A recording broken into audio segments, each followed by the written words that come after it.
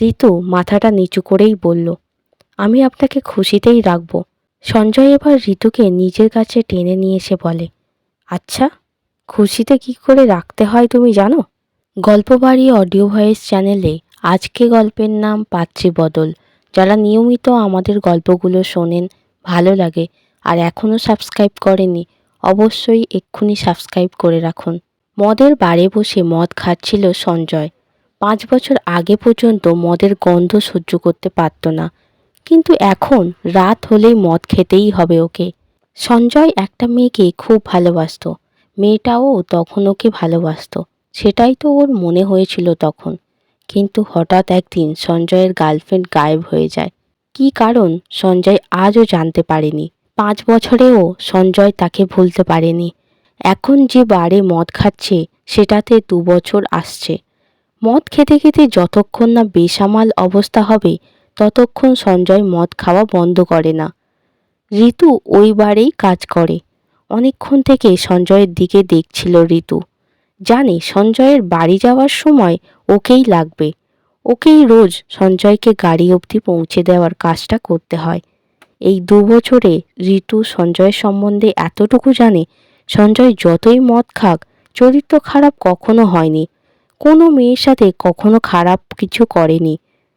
তবে ভালো অবস্থায় থাকলে মেয়েদের সহ্য করতে পারে না সঞ্জয়। মদের ঘরে খালি একটা মেয়ের কথা বলে। ঋতু বুঝতে পারে না কে সেই মেয়ে যার জন্য সঞ্জয় এত কষ্ট পাচ্ছে। ঋতুর মনও খারাপ হয়ে যায় সঞ্জয়কে এইভাবে দেখে।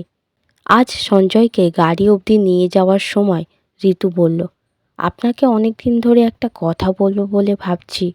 মানে? সঞ্জয় বলল, কি মানে করছো? কি বলবে বলো না? ঋতু বলল, আপনাকে আমার খুব ভালো লাগে। সঞ্জয় বলল, ভালো।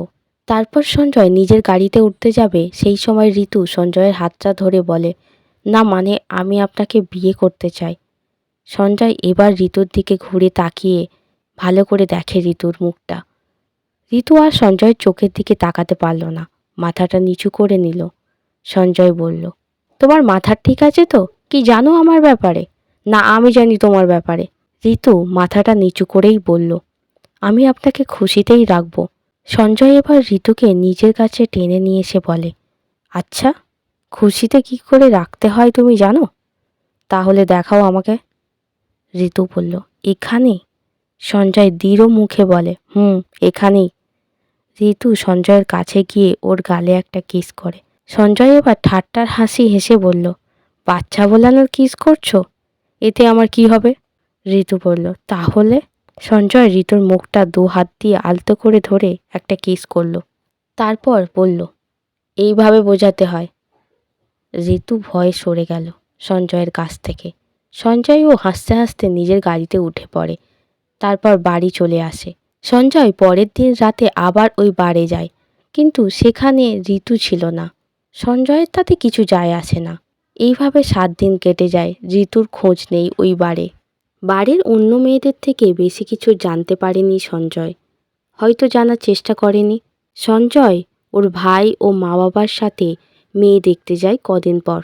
সঞ্জয়ের বাবা মা 2 ভাইয়ের বিয়ে একসাথে দেবে বলে ঠিক করেছে।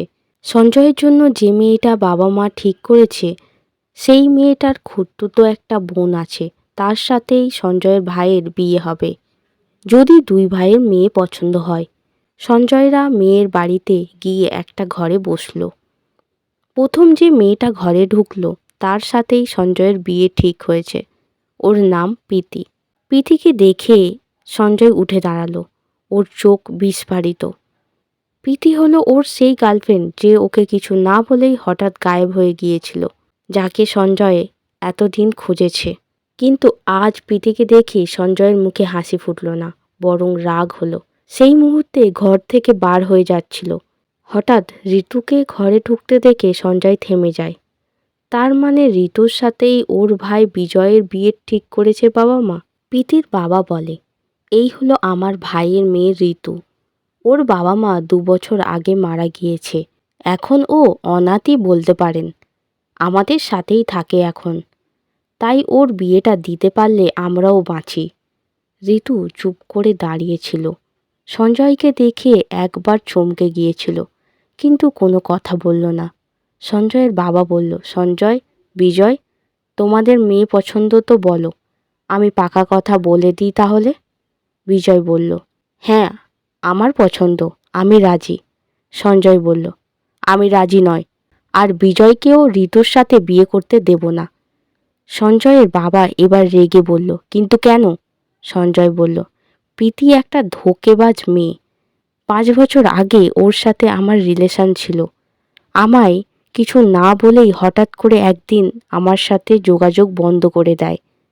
সঞ্জয়ের বাবা এবার বলল, আচ্ছা ঠিক আছে, তোমার যদি প্রীতিকে বিয়ে করতে না ইচ্ছে হয় তাহলে করো না, কিন্তু তোমার ভাইয়ের বিয়েটা তুমি আটকাচ্ছ কেন? সঞ্জয় বলল, ঋতু অনাথ একটা মেয়ে, তুমি অনাথ মেয়ের সাথে ভাইয়ের বিয়ে দেবে? বিজয় এবার বলল সঞ্জয়কে, দাদা, এই বিয়েতে আমার কোনো আপত্তি নেই, আমার ঋতুকে পছন্দ। সঞ্জয় বুঝতে পারছিল না বিজয়ের সাথে ঋতুর বিয়েটা কি করে আটকাবে। এবার বলল, ঋতুর আমার সাথে রিলেশন আছে। ঋতুর কাকা ঋতুর দিকে রাগী চোখে তাকিয়ে বলে, এটা কি সত্যি ঋতু? ঋতু বলে, না, আমাদের মধ্যে কোনো রিলেশন নেই। সঞ্জয়ের বাবা বলে, সঞ্জয়, তুমি এবার চুপ করো। বিজয় যদি ঋতুকে বিয়ে করতে রাজি থাকে তাহলে আজকেই ঋতু আর বিজয়ের বিয়ে পাকা কথা বলে যাব আমি। বিজয় ও ঋতুকে বিয়ের জন্য সম্মতি দেয়। সঞ্জয় বলল, আচ্ছা ঠিক আছে, তার আগে আমি ঋতুর সাথে একবার কথা বলতে চাই। সঞ্জয়ের বাবা বলে, তুমি প্রীতির সাথে কথা বলো, ঋতুর সাথে তোমার আবার কি পার্সোনাল কথা আছে? প্রীতিও সঞ্জয়ের কাছে এসে বলে, আমি ভুল করেছিলাম তোমার সাথে অমন করে। আসলে তুমি তখন এত সরল আর সাদাসিধে ছিলে যে আমার ভালো লাগতো না। সম্পর্ক ভাঙার কথা বললে তুমি কান্নাকাটি করবে, তাই কিছু না বলেই চলে যায়। কিন্তু আমি এখনও তোমায় ভালোবাসি, বিশ্বাস করো। আমরা আবার নতুন করে শুরু করি চলো। সঞ্জয়ের এই কথাগুলো সহ্য হচ্ছিল না, বলল, তুমি আমার সাথে সম্পর্ক করার কথা ভুলে যাও, তোমায় আমি আর ভালোবাসি না। এবার বিজয় বলে, দাদা, তুমি যদি ঋতুর সাথে কথা বলতে চাও বলে নাও আজই। আজকের পর কিন্তু আমি এটা অ্যালাউ করব না। আজকের পর ঋতু শুধু আমার হয়ে যাবে। সঞ্জয় ঋতুকে নিয়ে আলাদা ঘরে যায়। ঋতু অন্যদিকে মুখ ঘুরিয়ে দাঁড়িয়েছিল। সঞ্জয় ঋতুর কাছে এসে বলে, তুমি বিজয়ের সাথে বিয়েটা ক্যান্সেল করে দাও। ঋতু বলল, কেন? সঞ্জয় বলল, আমি বলছি তাই, তারপর আমি তোমায় বিয়ে করব। ঋতু বলল, আপনাকে তো আমি আগেই বিয়ে করার কথা বলেছিলাম, তখন তো আপনি রাজি ছিলেন না। এখন হঠাৎ কি হলো আপনার? নাকি আমার দিদিকে শাস্তি দেওয়ার জন্য এমন বলছেন? সঞ্জয় ঋতুকে জড়িয়ে ধরল। সঞ্জয় ঋতুকে জড়িয়ে ধরে বলল, ঋতু, আমি তোমাকেই বিয়ে করতে চাই, শুধু তোমার জন্য। ঋতু বলল, এখন আমি আর কিছু করতে পারবো না। সঞ্জয় ঋতুর ঠোঁটটা কামড়ে ধরল। ঋতু বলল, ছাড়ুন, আপনি কি করছেন? কেউ এসে যাবে। সঞ্জয় বলল, আসুক। তারপর ঋতুর শরীরের নানা জায়গায় কিস করতে থাকে। ঋতু আটকাতে পারল না। সঞ্জয় এটা পাগলের মতো কি করছে? নিজেকে একটু সামলে সঞ্জয়কে নিজের কাছ থেকে সরিয়ে দেয় ঋতু। তারপর ঘর থেকে বার হয়ে যায়। এই গল্পের দ্বিতীয় পর্ব খুব তাড়াতাড়ি আসছে। আর গল্পটা কেমন লাগলো অবশ্যই আমাকে কমেন্ট করে জানাতে ভুলবেন না। গল্পবাড়ি অডিও ভয়েস চ্যানেলের গল্পগুলো যদি ভালো লাগে অবশ্যই লাইক, সাবস্ক্রাইব, কমেন্ট করে এই চ্যানেলের পাশে থাকবেন।